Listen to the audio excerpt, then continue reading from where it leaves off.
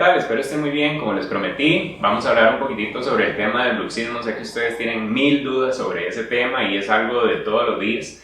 Entonces tenemos a la doctora Priscila Rodríguez. Ella es una experta en el tema de dolor orofacial. Entonces el día de hoy vamos a abordar un poquitito este tema y estén todos tal vez al final del video puedan hacer sus preguntas. Yo sé que la doctora va a estar feliz y contenta de poderles aclarar todas las dudas que ustedes tengan.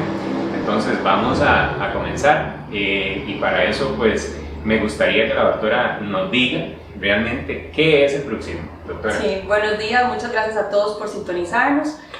Realmente el problema del bruxismo es un problema que no viene solamente como un problema dental, sino que es un problema meramente de un sistema masticatorio completo. Estoy hablando enteramente de lo que son dientes, todas las estructuras de soporte de los dientes, músculos, articulaciones, ligamentos, etc. Entonces realmente el tema del bruxismo es un tema muy complejo. Vamos a tratar de detallarlo en la medida de lo posible, de la forma más sencilla para que se logre entender en casa.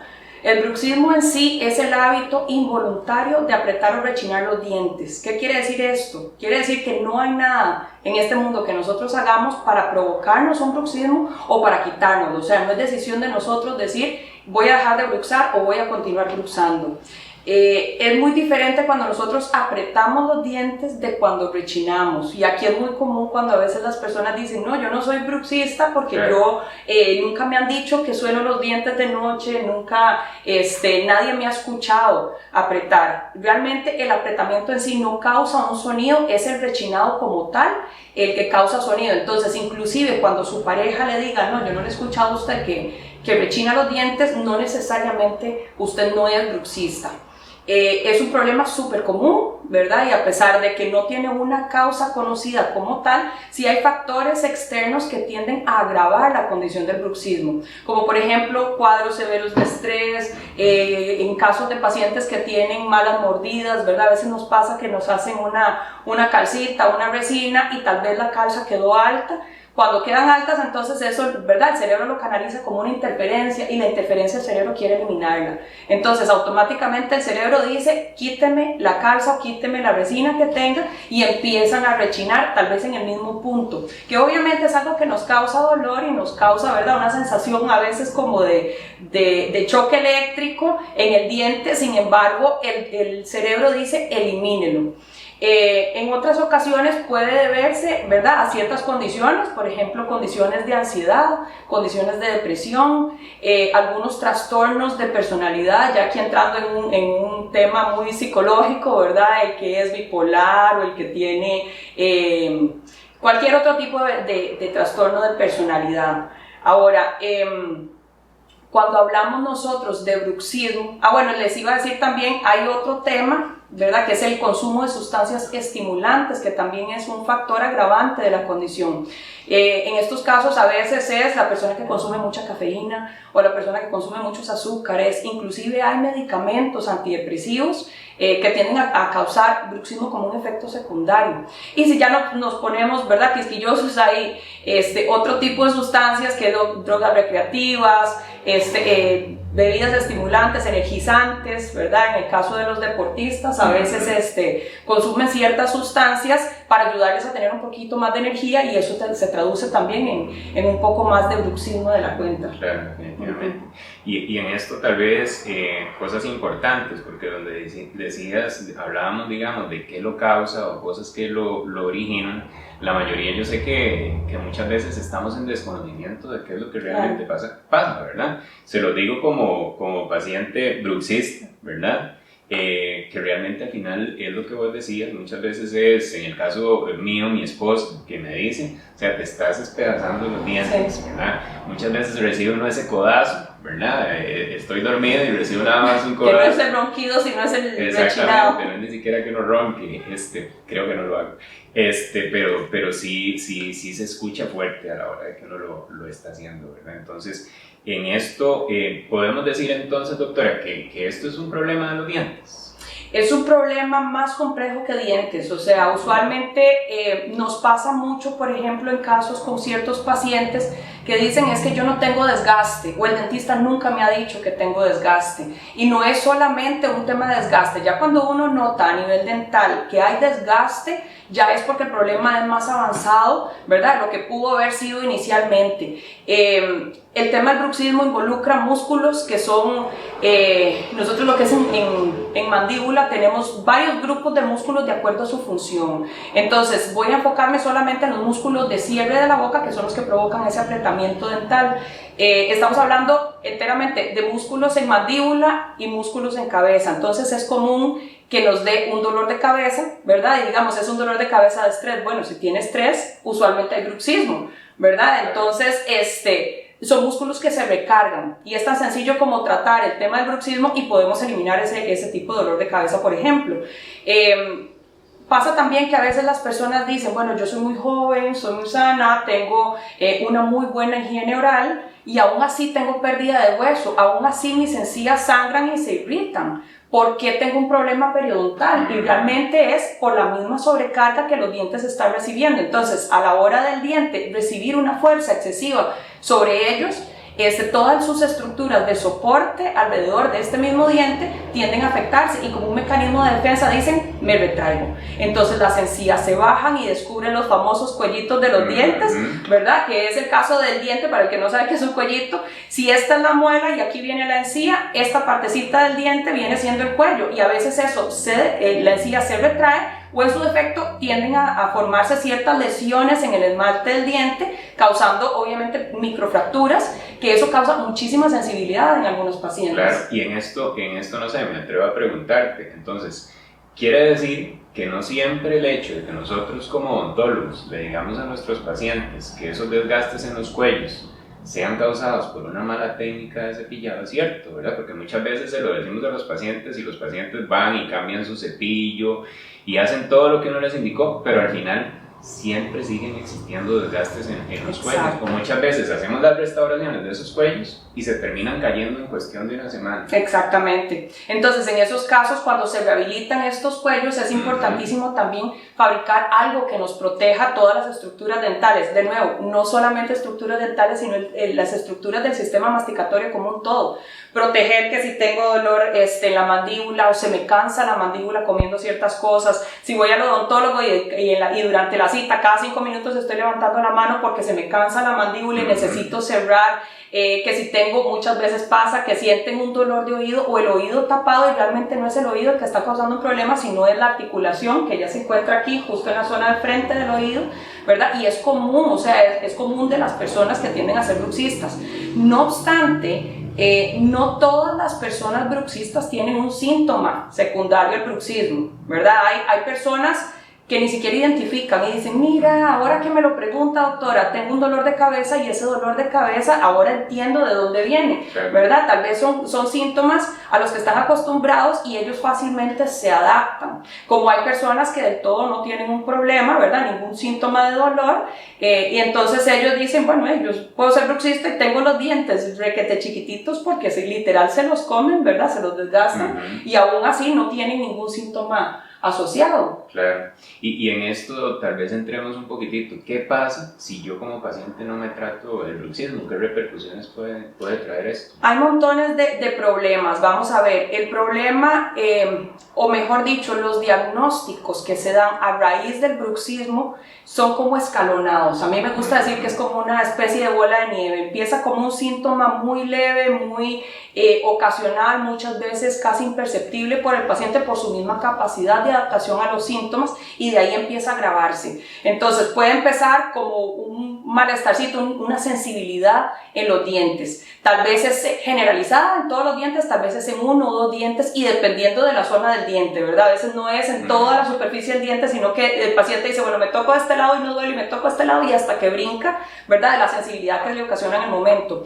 Y de ahí vamos avanzando, sensibilidad dental, cansancio, fatiga en la mandíbula, A veces los pacientes dicen, ay, es que vieras qué raro, yo cada vez que mastico o cada vez que bostezo, la mandíbula me traquea.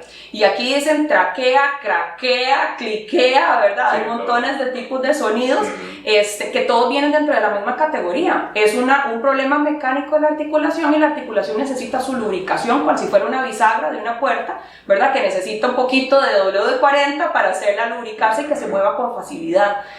Ya cuando empezamos a tener un problema mecánico de estos, hay que tener mucho cuidado, porque las articulaciones, así como la misma bisagra, las articulaciones pueden trabarse también. Entonces es la persona que quiere hablar y de repente dicen, no puedo abrir la boca lo suficiente. En su defecto hay pacientes, ¿verdad?, que más bien abren la boca gigante y de repente dicen, no puedo cerrar, quedé totalmente desmontado, ¿verdad? Y ya esos son problemas un poco más complejos de tratar, ¿verdad? Y hay que ponerle mucha atención, porque cada impacto, digamos, que la mandíbula recibe en estos episodios de bloqueo o de trabado mandibular, es como si estuviera recibiendo un golpe, y un golpe se transforma, ¿verdad?, en lesiones que tienden a repercutir a nivel estructural. Entonces tienden a provocar desgastes en las articulaciones y ya dificultad, pues obviamente, para realizar su mecánica propia. Por supuesto. Bueno, vean cómo vamos aprendiendo un poquitito acerca del tema del bruxismo. Entonces, con todo esto, doctora, podemos decir que el bruxismo es una enfermedad. El bruxismo realmente no es una enfermedad. Él viene ya no dije nada. Perdón. Categorizado. Categorizado, gracias. Viene dentro de la categoría de los trastornos del sueño. Se considera una parasomnia. Quiere decir, vamos a hablar muy sencillo de lo que es el ciclo del sueño. El ciclo del sueño son diferentes etapas por las cuales el cerebro pasa durante la noche cuando estamos durmiendo. Un ciclo del sueño, como les digo, tiene diferentes etapas y cada etapa tiene su función. Muy sencillo. La primera etapa son los primeros 5 o 10 minutos cuando estamos empezando a dormirnos. Todavía tenemos cierto grado de conciencia con la realidad y el entorno. Ese es el ejemplo clásico del esposo cuando uno está viendo televisión, y ojalá mi esposo no me esté viendo y no me esté oyendo que estoy contando estas cosas, pero cuando estamos viendo una película, ojalá un partido de fútbol, y uno lo oye que empieza a roncar. Y uno dice, voy a cambiar el canal porque ya no quiero ver este partido, qué pereza esta película, y cambia el canal y de repente el esposo dice, ¿por qué cambiaste el canal? Ay, en la mejor jugada del partido, pero está roncando, ¿verdad? Sin embargo, él tenía cierto grado de conciencia todavía de lo que estaba sucediendo. Estos son 5 o 10 minutos. De ahí viene una segunda fase, donde es la fase en la que el cerebro empieza como a apagarse.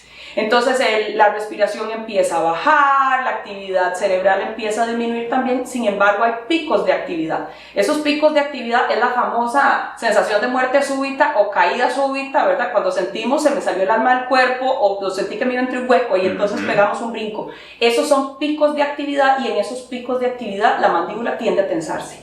Entonces tiende a causarme episodios de bruxismo durante esa etapa también.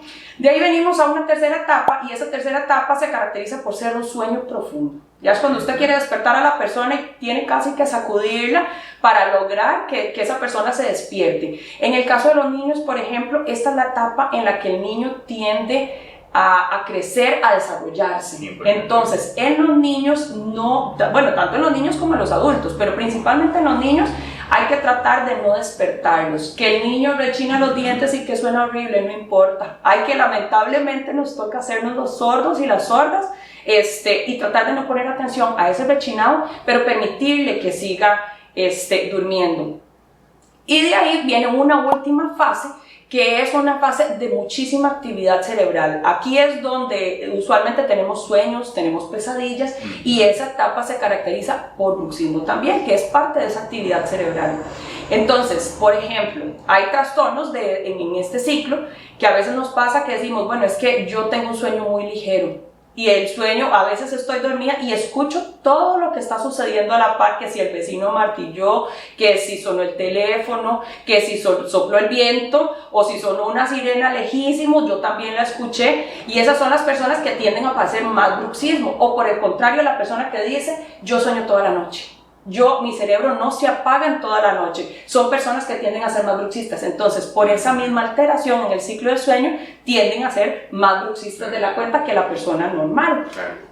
Y en todo esto, bueno, para ir aterrizando un poquitito, ¿hay un tratamiento establecido como tal para el bruxismo? Claro que sí, hay un tratamiento, a ver, hay un tratamiento que no es curativo del bruxismo. Aquí lo más importante del bruxismo es que entendamos que el bruxismo no tiene una causa real, todavía conocida, ¿verdad? Hay muchísimas teorías y muchísimas investigaciones que están sucediendo en este momento, sin embargo, todavía no tenemos la causa real. Entonces, cuando no tenemos una causa, pues no tenemos obviamente una cura, porque no sabemos qué es lo que vamos a curar. En esos casos, el tratamiento está 100% enfocado en lo que es una protección del sistema masticatorio. Protección de los dientes, protección de músculos, protección de articulaciones. ¿Para qué? Para que su problema no vaya a empeorar o desencadenar un problema muchísimo más grande de lo que se está presentando. Entonces, hay muchas teorías, ¿verdad? Dependiendo obviamente del diagnóstico que tengan los pacientes, pues hay que mandar medicamentos, hay que hacer ejercicios, hay que mandar ciertas terapias. Pero si el paciente únicamente es bruxista, es tan sencillo como fabricar una férula, ¿verdad? Que a veces le llaman férula, placa, plano, repelidor. Al final de cuentas viene siendo el mismo aparatito que se usa en los dientes, o sobre los dientes de arriba o sobre los dientes de abajo. Se fabrica solamente uno de los dos, por su tipo de diseño y su tipo de grosor, ¿verdad? Que no vaya a ser que el paciente no pueda dormir porque queda con la boca demasiado abierta. Y la idea de estas férulas es proteger todo el sistema masticatorio como un conjunto de estructuras. De nuevo, protege los dientes, pero nuestro objetivo no está enfocado en los dientes, sino en el sistema masticatorio como un conjunto de estructuras que tienden a dañarse cuando tenemos excesivas cargas de bruxismo. Hay ciertas teorías que hablan sobre la aplicación de Botox. Realmente no voy a entrar en detalle de eso, ¿verdad? Porque hay muchas posiciones diferentes de acuerdo al proveedor de salud, ¿verdad? De acuerdo al especialista. Sin embargo, el Botox realmente se ha comprobado que es más funcional como una alternativa terapéutica más que una alternativa curativa. El Botox, lo que tiende a hacer es aliviar síntomas musculares. Realmente el problema del bruxismo no lo corrige como tal. Claro, entonces como tal podemos decir que no hay una cura establecida. Exactamente, no hay una cura. Hay teorías que dicen que si nosotros logramos controlar el hábito del bruxismo durante el día, podemos controlarlo durante la noche. Sin embargo, son teorías, todavía no ha sido 100% comprobado. Claro. Y rápidamente, doctora, ya como para ir terminando, el hecho de que muchos de nosotros como odontólogos hagamos esas ferulitas suavecitas para que los pacientes en teoría alivien sus problemas, ¿esto funciona? Realmente, y aquí me sonrío, porque hay muchísimos diseños de férula, materiales, gustos, colores, y a veces he escuchado colegas mencionar que las férulas tienen que ser suavecitas para que sean cómodas para el paciente. Realmente, a ver, un ejercicio sencillísimo. Cuando nosotros tenemos un pedazo de chicle metido en la boca, ¿cuál es el instinto? El instinto es de apretarlo, el instinto es de masticarlo. Si yo le doy al paciente una férula flexible, una férula suavecita de silicón, riquísima, hecha a la medida, ¿cuál va a ser el instinto de ese paciente? Si es un paciente bruxista. Apretando. Exactamente. Entonces son pacientes que dicen, me hicieron esta férula y no me duró ni un mes, ¿verdad? Porque me la comí. ¿Por qué se la comen? Porque es el instinto. Realmente las férulas, si hay que tratar un problema tanto dental como muscular y articular, debemos fabricar férulas rígidas, hechas a la medida. La clave del éxito de una férula de estas no radica en que esté muy tallada, sino por el contrario, que ella sea lo más cómodo posible. Entonces, tiene que ser hecha a la medida. Tiene que tener una retención, ¿verdad? Apenas, y ya aquí me estoy poniendo tal vez muy técnica, pero para decirlo en palabras muy sencillas, no tiene que ser ni muy ajustada, ni tiene que ser muy floja tampoco. Tiene apenas que sostenerse de forma que usted no tenga que forzarla, ni para sacarla, ni forzarla para que se quede en la boca. En términos de diseño, sí, ella tiende a ser un poquito más exigente, ¿verdad? Para que ella sea efectiva y no te cause ni un síntoma de dolor, ni tampoco te recargue los dientes de forma que los dientes se van a poner con dolor o con sensibilidad. Y estas férulas, el objetivo de ellas, como les digo, no solamente es proteger los dientes y no proteger el sistema masticatorio completo. Entonces su diseño es muy estricto y su estabilidad, cuando nosotros entregamos una férula, no es solamente tome, ahí está la férula, muchas gracias por venir, nos vemos otro día. No, a las férulas hay que darle seguimiento.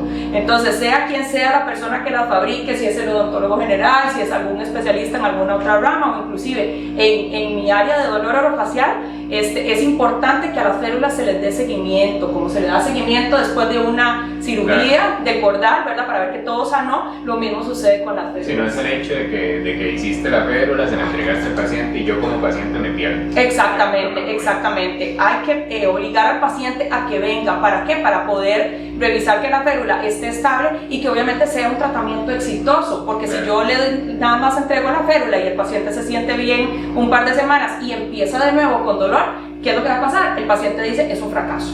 Boté mi dinero, ese dentista no sabe nada, más bien me causó más problemas, y es tan sencillo como simplemente revisar la férula y asegurarse de que esté bien estable y listo, el paciente está sin síntomas. Claro, definitivamente. Entonces esto lo que nos refleja es que es todo un compromiso tanto nosotros como pacientes con el profesional, ¿verdad? Y bueno, creo que hoy hemos aprendido bastante sobre bruxismo. Nada más, bueno, agradecerle a la doctora Priscila que se tomara un poquito de su tiempo para muchas gracias por la invitación. Y sí los invito para que al final en los comentarios, por favor, si tienen preguntas para la doctora, déjenlas por ahí, que yo sé que la doctora va a estar encantada de poder responder cada una de sus preguntas. Si alguno de ustedes en algún momento quiere agendar alguna cita con la doctora, pues la doctora tiene accesibilidad en varios lugares del país, entonces por favor, igual a través de sus preguntas y demás, pueden tal vez ver un poquitito el tema de las locaciones donde la doctora atiende. Muchísimas gracias, doctora. Gracias, doctor. Que estén bien. Feliz día.